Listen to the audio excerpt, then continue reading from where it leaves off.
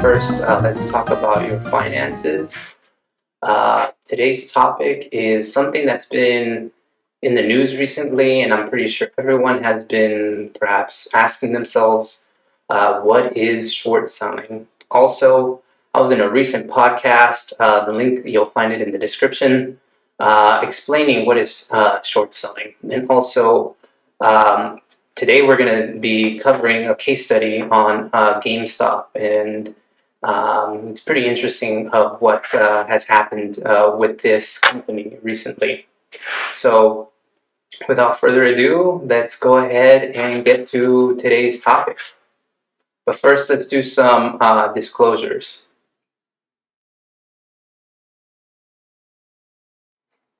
All right. So, uh, with today's lesson, we should now understand. We should understand after this what is short selling. I'm going to go into the technical aspect of it. Again, if you were listening to the previous podcast that I was in recently as a guest, I gave just a basic definition of short selling. I'm going to get a little bit much more into the technical aspect of it. I'm going to provide some examples. I'm also going to discuss further what is a margin call, what is a short squeeze, and also we'll get into the case study of GameStop, and then you should have some takeaways from this. So let's go ahead and get into the lesson. So everyone knows and understands the nature of going long. This is basically has been taught to us since the very, very beginning, and everyone thinks it's the most common way. This is where you buy low and you sell high. So normally this is where you want to be here in this little zone where you would like to buy, and then obviously we would all like to sell up here. So buy low, sell high, somewhere up there. But there is another form of a trade that is profitable in the short run, and if you want to benefit from when the price of a stock goes down.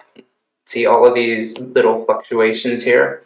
So this is where the nature of going short. This is where you sell high and you buy low, right? It's the opposite. So the whole point of what you want to do in this type of a trade is that you want to make a profit as the price goes down. In this case here, take advantage of the price depreciating.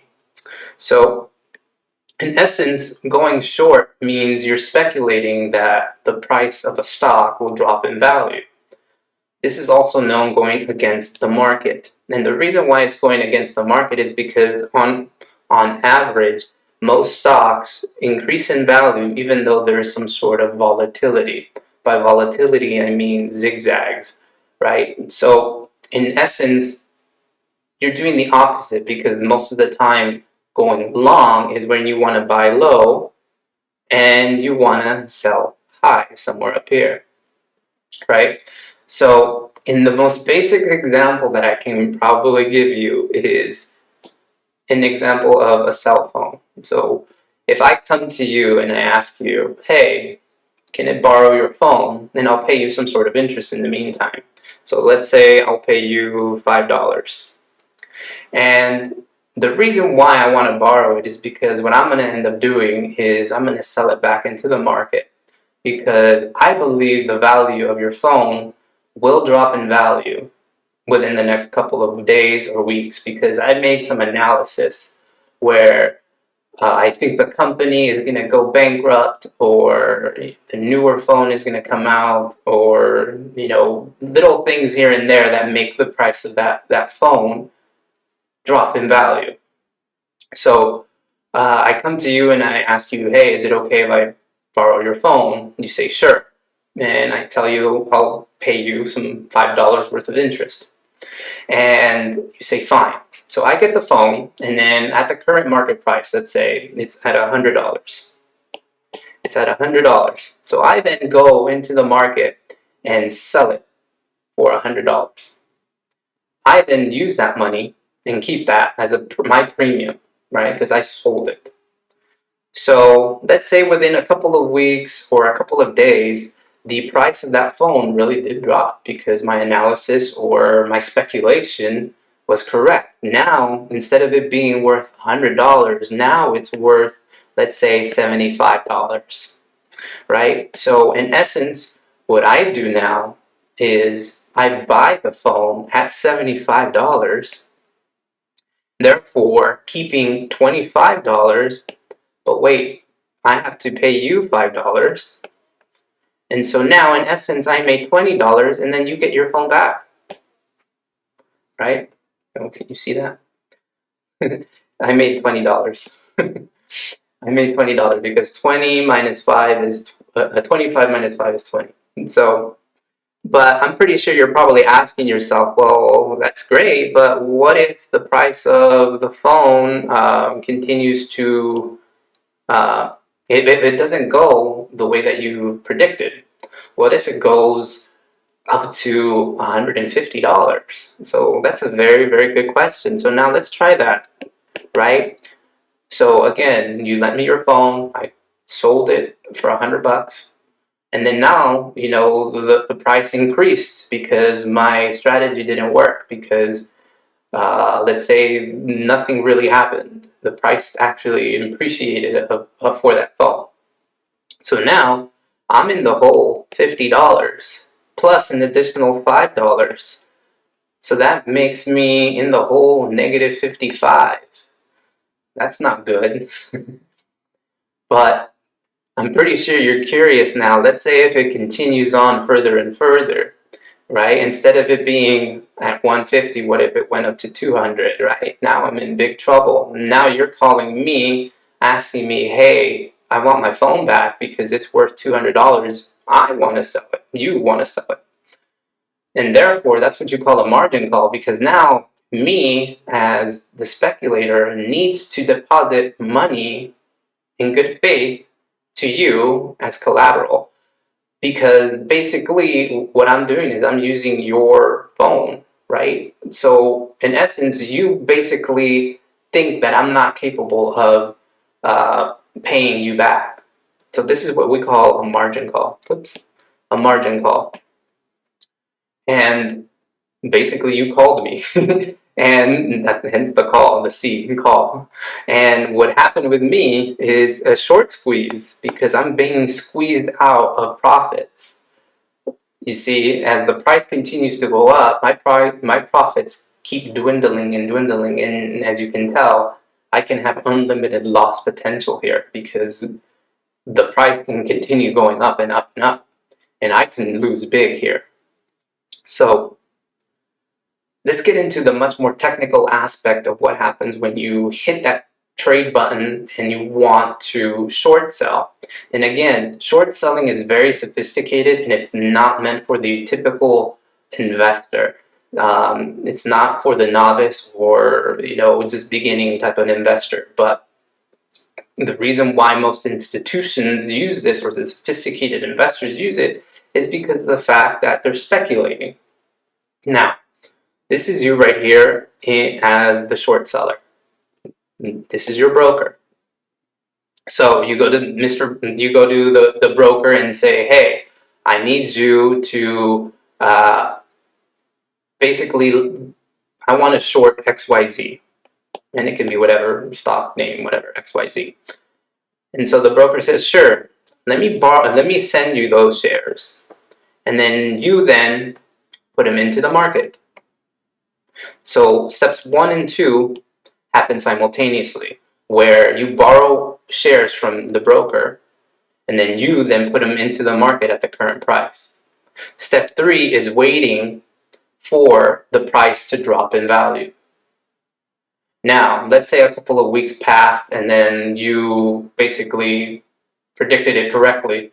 Now, you go back into the market here and you buy back the same shares. And basically what happens now is that you return these shares to your broker. In essence, again, steps 4 and 5 happen simultaneously when you hit that buyback. So let's go into some examples so you can quantify how exactly this can work, or it can work against you. So let's look at this example. And again, the reason why you want it's called short is because it's a trade that's held in a short time frame. You don't want to have it for the long term, because as you can tell, in my previous example, my very first example of the cell phone, is that it can really create a problem for you. So let's look at this example and look at it. So we sold short 100 shares of stock A at 100. And normally in the industry, this is called open to sell. So what you did was that you collected 10,000, and basically this is borrowed funds from the broker. It's basically borrowed shares from the broker. And then 2 weeks later, the stock went to 90. And then now you say, okay, that's fine, that's good enough. I think now the price is going to go up. I took, I speculated, and this is my thinking is now it's going to go up.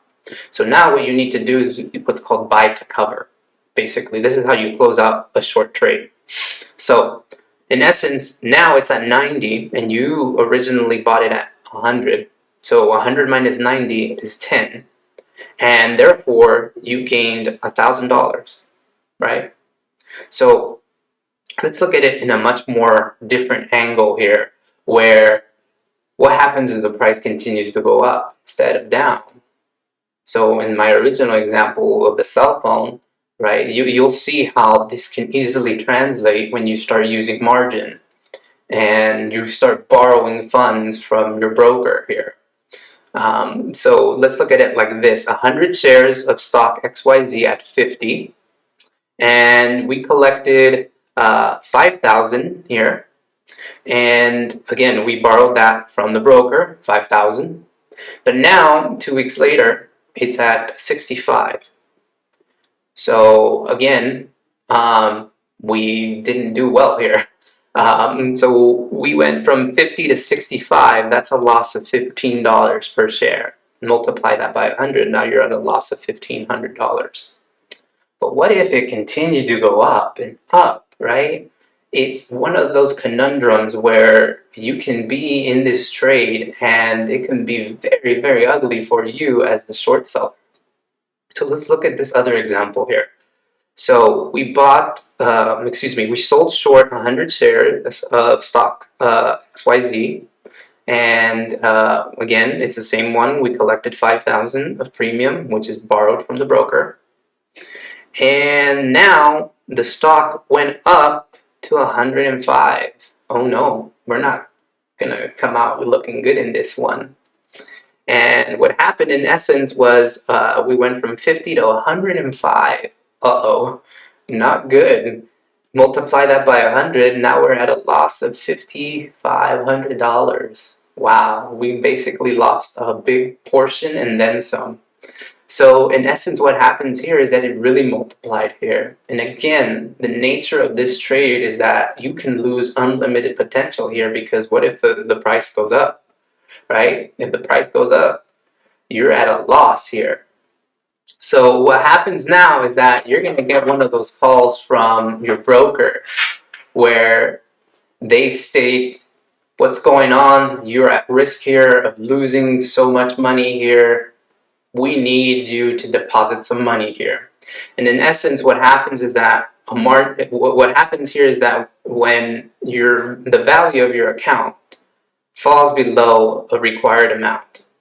So normally the margin account requirement is 50%. So if it falls below 50%, you're going to have this call from the broker saying you need to either deposit additional capital, money, or other securities, other shares of other companies, in order for you to get your required minimum amount back up to 50% or more. Now, there is an ugly side of this that many people do not understand in margin, and it's buried within the contract whenever you sign the paperwork for your broker when you do margin trading in this case, is that if you fall below the required minimum amount, of margin, the broker may force you to sell certain securities, regardless at market price, to meet the margin call if you do not deposit funds. And in essence, what's happening here is that you can then be forced to sell a large chunk of shares that have appreciated in value, and you may be taxed with you'll probably get a big tax on that if it's been highly appreciative. Now, the other side is if your investments have not been performing well, you can then, this can realize losses. And a lot of people do not understand this. A lot of investors or retail traders or retail investors or novice traders or anyone that has not done margin trading understands this because of the fact that the broker can force you to sell these shares regardless if they're at a positive gain or at a negative loss. Therefore, you either get realized gains, which can lead to a big tax, a surprise in the future when you do your taxes, or you can realize losses here. And again, they can go in there and sell whichever shares, regardless, because for them, you're borrowing their money, so they require you to have at least 50% worth of it. Because then what happens is that if you do not deposit any of this, you're at liberty of default here. And it's never good when you default because you're basically using borrowed funds here. So, as I explained earlier, in my simple example of the cell phone of what a short squeeze is, let's go into a much more deeper analysis of it. So, a short squeeze results when short sellers cover their positions, therefore creating large volumes of purchases of whatever stock. Since you're covering these positions, you're initially buying shares, it increases the price even further of the stock. And this is where the conundrum is, because what happens is that with the new increase in price, this can trigger additional margin calls for you as the trader here that perhaps you didn't want this to happen, right? And the reason why is because it drives the price up even further. So in essence, this is somewhat like a circle here. It's an endless loop here where it can create this pitfall of ugliness for you if you're on the wrong side of this trade. So let's get now into the details of what's been happening with GameStop. And in essence, most of these companies that have risen to popularity have been shorted stocks. The reason why they've been risen to popularity is because of Reddit retail investors. They felt some sort of mad for being on the wrong side of the 2008 financial crisis, and so they wanted hedge funds to feel, quote, some pain here. And the reason being is because a lot of these traders were, in essence, around for 2008, and they felt the crunch. They felt that perhaps their stock account went down because of this. They lost their home. There's some sort of basic background to this of anger against Wall Street, of what happened in 2008 because of the financial crisis.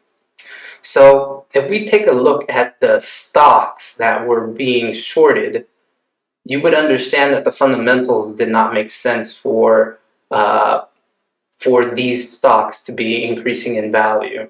So one of them is GameStop, the other one is Nokia, you have BlackBerry somewhere in there, AMC is the most common one right now, I believe so. And what you need to understand is that most of these companies right now have lost their business thesis, basically, of generating revenue because of either the pandemic has caused them to shift their way of thinking for their business plans, or the invention of the internet, or just in general some new innovative product that has really made their thinking of their business plan shift. Whereas they need to innovate, or if not, they're going to be left behind. Therefore, it makes no sense for some of these stocks to be taking off unless they were innovating with something interesting. So this is what caused the increase, the rapid increase in GameStop and other stocks too, especially the ones that I just previously mentioned. So there was a high short interest, and again, everyone was betting that these stocks were going to go to zero or going to drop in value because perhaps the fundamentals did not make sense. One thing that I didn't mention is options. So whenever you think of an option, think of it as a contract. It's a contract stating you get to purchase something, a stock, at a specific price. Whether it goes up in value, which is a call, or a put, which is if it decreases in value of a certain price. Let's say that you have a contract of $100. You think XYZ is going to go up to $100, and what happens is that it goes up to 105. This contract then states that, hey, I get to purchase it at 100 instead of 105 whenever I want to exercise it. And that's what a call option is. So let's just keep it as simple as this. This is a whole different type of other topic because this is much more advanced. And again, options trading and options investing is very risky. I just wanted to point that out. So what happens here is that an investor buys a call option. So the dealer then needs to make sure that the shares are available for this investor at some time in the future, because they don't know when this investor is going to exercise this contract. And these contracts often have a timeline. So obviously some of them are months, weeks, days, or even years. But let's just keep it as simple. Let's just say that it's within 1 year or so. And if the price of the stock goes up a specific price, let's say again 100, if it goes above that, they can then come to the dealer and say, hey, I want to purchase these shares at 100 now that they're worth 105. So let's again just keep it like that. It's simple.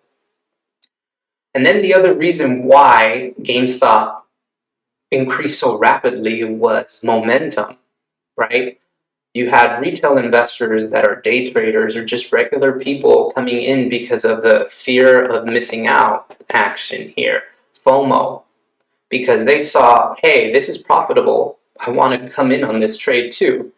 But one of the key things about momentum trades is that those that entered at the beginning, let's say here, and sold somewhere in the middle, right before it starts to come down, are the ones that benefit the most. The ones that really get hurt here are those that end up somewhere up on top here, and then all of a sudden the price is down here, because now you're at a loss. And this is what momentum trading does, is that you're trying to time the market with a momentum trade. So let's go into further detail of this circle that I mentioned not too long ago, and you'll see. So again, the very, very top is that an investor buys a call, right? The dealer has to buy these shares at the market price in order to have them available in their inventory, just in case this trader over here decides to exercise their contract. This then increases the price up, pushes the price up. Then what happens is that you have those short sellers now that are in the market. They have to sell. They have to get out of this trade, and they have to buy the cover. They have to unwind their investment, whether it's at a profit or at a loss here. And this then forces them to push the price up even further, right? Now what you have is you have the momentum crowd coming in thinking, hey, this is something for me. I want to get in on this too. You have the FOMO crowd fear of missing out here, right? And so this pushes the price up. In essence, and it's in a continuous cycle here.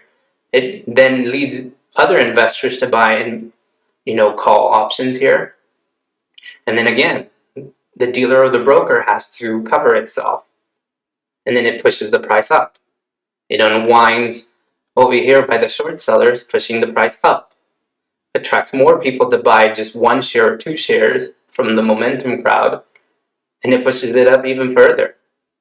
At some point, there's a stop because there's a finite amount of money here. There is a certain amount of traders out there that are willing to take on a trade. So in essence, at some point, it just breaks. Where it breaks, it all depends. It can break anywhere. But the thing is with a momentum trade is that you need more people to come in to this trade to keep it going. And the thing is, there's only a finite amount of people that are willing to do this. And there's a finite amount of money that's available to do this. And again, those that normally come in at the very, very end are the ones that perhaps end up getting hurt the most because, again, what you're doing here is that you are coming in somewhere up here, and then all of a sudden it comes down here. And then if you would have waited a little bit, perhaps it may have gone up. But sometimes momentum trades don't last. They normally just go up and then they just drop in value. That's the hardest part, is seeing all these momentum traders coming in at the very, very end that end up getting hurt the most because of the fact of they wanted to come in thinking that the price was going to continue up forever. And it's not that case. It doesn't work that way. The probabilities of it going up forever is really, really slim because there has to be some sort of volatility in order for it to be stock. Stocks don't always go up in value all the time, 100%. They have their ups and downs. So, what are your takeaways from this? Short selling is very, very risky. It's not for everyone. This is why sophisticated investors use it. Investing with options is way more risky, and it's not for everyone as well. Margin is also, because you could really lose your principal amount that you've invested here because you're borrowing funds from the broker. And when there's a margin call, your broker is asking you to deposit more money or other type of securities in this case in order for them to know and understand, hey, you're not going to default here. And then the biggest one here is that the broker may force you to sell positions to bring back your account to the margin requirements. And these can be any type of securities that you have in your investment account. They could be winners, they could be losers. If they're winners, you can realize a huge gain and then be surprised at the tax that you will get from this. Or if it's a loss, you're going to realize a loss. Nobody really likes losing. Short squeezes are when you short a stock, when you bet it when it will go down, but the price continues to increase. This is where you're squeezed out of your profits and essentially perhaps forces a margin call. The other thing that I would like to point out is that momentum trades don't last. Momentum trades normally are finite because there's a certain amount of people that are willing to take on this trade. And there's a certain amount of money floating out there. And also what happens is that greed gets to us in fear. The fear of losing so much, so we close out, forcing the price to go down. Or at some point, you buy it at the wrong time and you just sell it when it's really, really low. So when you buy it perhaps up here and you sell it down here because of that fear. So what I'd like to point out is just focus on the longer term rather than the short term. And the reason why is because short-term traders, in essence, really don't make that much money. The probabilities of them making returns is very, very minimal Because what happens is that, yes, maybe they do know how to understand and time the market, but what is the probabilities of them doing it often? It's not high. And the reason why is because maybe they did hit it big with one, but they come back into the market and then the market then gets it all back. That's how it works. Because again, you're trying to time the market. You're trying to time it at exactly the correct spot. And you make sure that you're capable of coming out of that trade at some point. That's what short-term trading is you're trying to time it. You're trying to gain this. So the best thing that I can tell you is the tortoise and the hare story. If you don't know this story, you can look it up, search for it. But in essence, if you've ever heard of slow and steady wins the race, this is where it comes from this story. Slow and steady wins the race. And the reason why, and again, it's a spoiler alert. The reason why is because you have a tortoise and a hare, which is a turtle and a rabbit, basically. They're racing, and the rabbit always felt confident and jubilant that he would win because he's so quickly, and basically he kept on being lazy at the end of it, and started to be very cocky. And the tortoise continued on without all this negativity, without anything. He just kept on going. And eventually, he won the race. So in essence, what you want to do is you want to not think of it as you're winning all of this in the short term. There's a higher probability of you making money on investments in the longer term. When you're trying to time the market, it may end up in the wrong side of a trade here. And it's never good to be on the wrong side of a trade. So these are all your takeaways. Hopefully this was informative and you've enjoyed it. I'm going to be making more of these videos more often. I know this one was a little bit longer than estimated because it had so much information, but I'm going to try to see if I can keep these to a minimum, low time frame. But again, this one I believe needed to have all of these moving parts in order for you to understand what basically the basics of what short selling is and what was happening with GameStop, because it's pretty interesting the way that these retail traders were able to find this and then suddenly creating so much pain for these hedge funds. Can it happen again? Perhaps. Will it happen again? Probably not, but the chances of that happening, who knows? We'll see. But yeah, thank you very much. I appreciate you sticking around from this long, video. And yeah, hopefully I'll see you all in the next video. Have a good one, everyone.